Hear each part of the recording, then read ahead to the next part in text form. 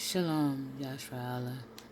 Being that I'm Asian, I'll always love this picture because I want to go over the bumpy, strenuous obstacle course down there, serious obstacle course of hell that the Most High is about to put us through.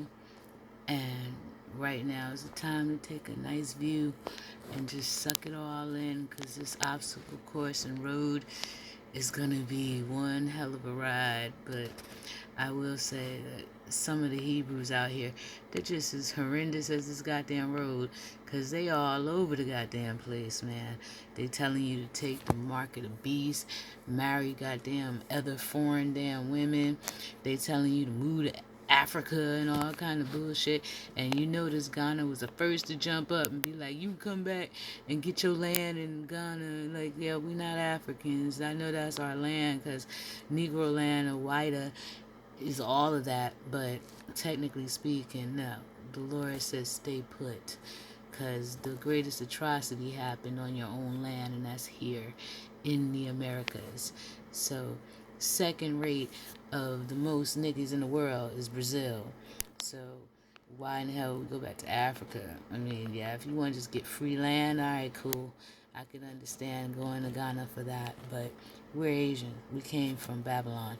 We didn't come from Africa. So that's why God said he has to separate the wheats from the tares, because it's virtually impossible right now to tell the difference between Guyana and a damn Hebrew Israelite, because we look alike, we act alike, we look and do everything alike.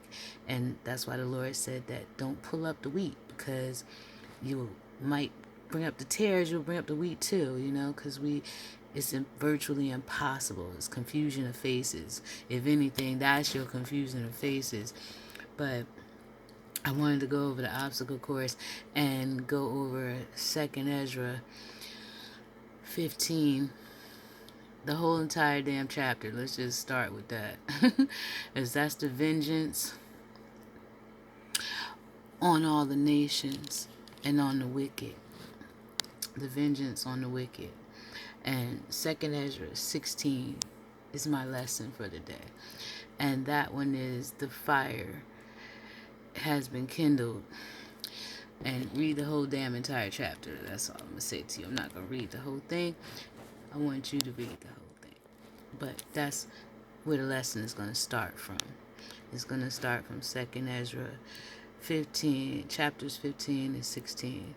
And the lesson is entitled The Good News.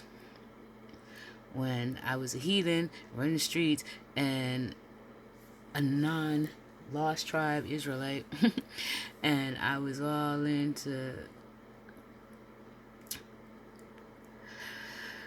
Hosea and what's the word I'm looking for? Jesus. There it is. When I was dead serious about Jesus, I was devout street ministry.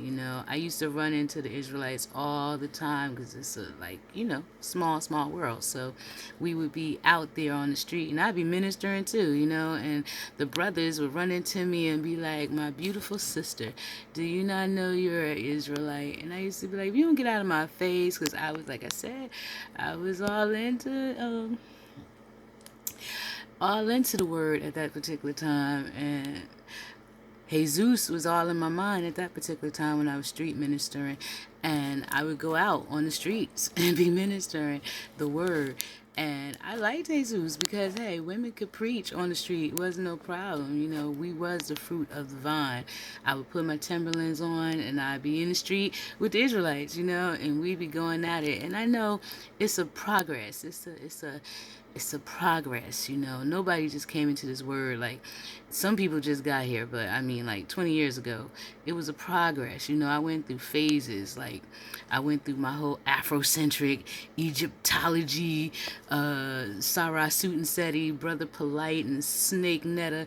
I went through all that whole tribal thing, and I don't regret it, because, like I said, if it wasn't for me running into them brothers and doing my thing on the street on my own ministries and walking around and getting to know society. You know, I was boots on the ground. If anything was going down, I knew everybody. So I would be out in the street, and there was a progression. When I would run into the Hebrew Israelite brothers that would be preaching and prophesying on the street, and they would be telling me how beautiful I was and who I was, and I wasn't trying to hear it because I was all up in Jesus ass at a particular time. And I would be just ministering, you know, just talking and doing stuff and keeping my ear to the ground, so to speak. And I know the Lord said, you know, He doesn't trouble a woman to preach, but He said He'd give His Spirit onto His sons and daughters. So my ministry was powerful then, it's powerful now. So I knew that that progression, that windy road, that obstacle course, it made me who I am today because, like I said, I had to start from the bottom up. Being a child of Black Panthers, it's a progression. It went through my parents, and you know, Big Mama raised us in the church, but she did it, as I look back on it now, because Big Mama's gone, God bless her soul. She did it for protection, to keep me from being killed, because if I would have knew what I know now, yeah, things could have been totally different because the aggression would have been high. So that's why I love Second Ezra 15, chapters 15 and 16, because everybody gets bodied. That's the good news. You know, I was spreading the good news and it was supposed to be about Jesus, but no, the good news is everybody's getting bodied in this joint. And the great part of the good news is after he bodies everybody, because he's gonna body niggas, after he bodies everybody, we're gonna be resurrected. They're not, you know, so we're gonna go bye-bye for a few minutes, but you're gonna stay put. And that whole rapture crap, I always laugh about it. I talk about it in most of my posts, because you're not getting raptured, dude. Hell no. God is going to mow down this goddamn planet, and it will be a total waste. And all the beauty and effervescence that you see, and why I come on my screen and just be taking pictures of stuff that I think is fascinating and beautiful, is because all these mountains is going to go bye-bye. Just like you, Edom, and all of the Neanderthals that the devil decided to create from our blood. But I'm just, oh my gosh, it's just so weird. But a fire has been kindled and shall not be put out until it consumes the foundations of the earth, just as an arrow shot by a mighty archer does not return, so the calamities that are sent upon the earth shall not return. Alas for me, alas for me. Who will deliver me in those days? Everybody's getting bodied.